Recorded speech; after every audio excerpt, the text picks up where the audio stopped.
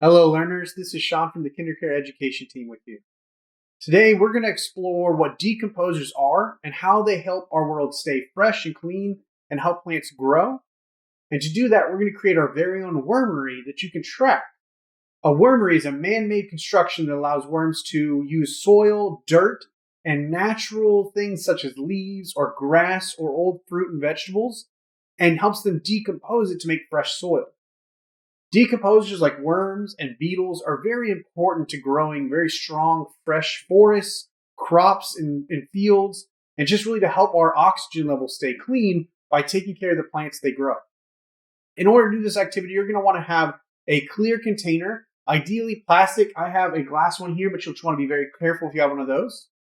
And you'll want to have some rocks, whether they're larger rocks or smaller rocks in the bottom to help with drainage when there's water or excess that comes from the wormery's activities. You also want two different colors of soil and sand. So I have some potting soil, just dark brown potting soil. And then I also have some light brown sand. And that's going to help you really see the actions and what's happening with the worms in the container. You'll want a little bit of water to put on the top. Some leaves and grass, can be some fresh, some old, ideally a mixture of both. So some leaves that have already fallen off a tree, maybe some freshly cut grass. And then you'll want to have some earthworms or night crawlers that you can put in to help decompose. So what you're going to do is you're going to create layers in your container using your dark and light sand, and you're going to alternate between the two so you can see those layers. Because at the end, we want to see what happens when the worms are going up and down through the sand, pulling the leaves and the grass through the container, breaking them down, and see what it does to the very clear layers we lay out. So I'm going to go and start filling this up, and we'll jump ahead to see where it ends up. All right, so now that I have my layers, you'll also notice that at the bottom I have rocks. Some of the sand and the soil is going to sink through those rocks, and that's fine. The idea there is that you're going to have a space for water together if it drips through. And then I'm going to have different layers of soil and sand going all the way up. What this is going to allow me to see is as the decomposers churn the soil, I'll be able to see the interactions they're causing within and how they're changing the layers of the soil we might see outside in a garden.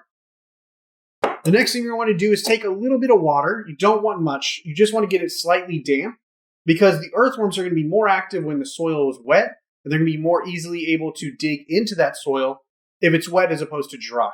So you just want to take a little bit of water and you just want to add a little bit to the top so that way the top of the soil is a little damp, but not so much that you can see the water pooling on the top or gathering. You want to see that it just kind of gets absorbed, and that means that water is going to be a little bit more like mud, a little bit softer, kind of the earthworm's ideal habitat for it to dig and decompose. So you're just going to add a little bit to the top. All right, now that I've added the soil to the top, the only other two steps we have are to add our vegetation that the earthworms will break down and the earthworms themselves.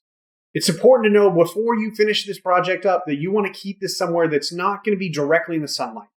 Even though earthworms will work outside, they stay under the ground, and normally they don't emerge unless it's rainy or whenever they want to move or if it's dark. They don't really typically come out of the soil during the daytime because they're sensitive to that light. So you want to keep it somewhere kind of darker. You might keep it in a cabinet, you might keep it inside the house somewhere, or inside of a garage or shed, and you want to keep some kind of lid over the top.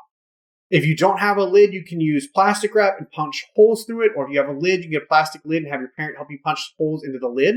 But what that's going to allow it to have is air circulation it's going to need for the breakdown, while still keeping the actual wormery safe from any other critters that might be trying to get in or out. So some kind of lid with some holes punched in the top for airflow, and keeping it out of direct sunlight. So I'm going to go and add some of our leaves. We have some fresh grass. So this is some fresh off the tree that we got. Let's see, let's pull some of this grass out here. So different types, some stuff that is recently dead, some stuff that fell off the tree a while back and just needs to be picked up still. And we're just creating a little bit of food and nutrients that they're going to churn into the soil. You don't need a bunch, just kind of keep it loose and they'll work their way through it. So then our last step is going to be adding our earthworms to the container and then putting our lid on and watching it change. You're going to notice changes in your wormery, and it might take a week and then you start to see a little bit of soil changing, and then it might take a couple weeks before you really see notable change. But what you should watch for is how much of the leaves and grass are still on top of your container every week, and what is happening to the layers of the soil underneath. After the wormery is finished, the soil is really good to add to any plants you might be growing, or if you want to grow a plant inside, really good soil because they're going to keep the nutrients circulating inside. So just check it every couple days and see how that change works. As always, thank you for coming and hanging out with us today.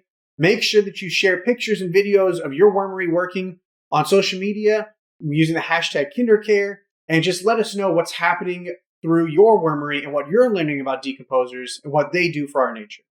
Have a great day. Ring ring.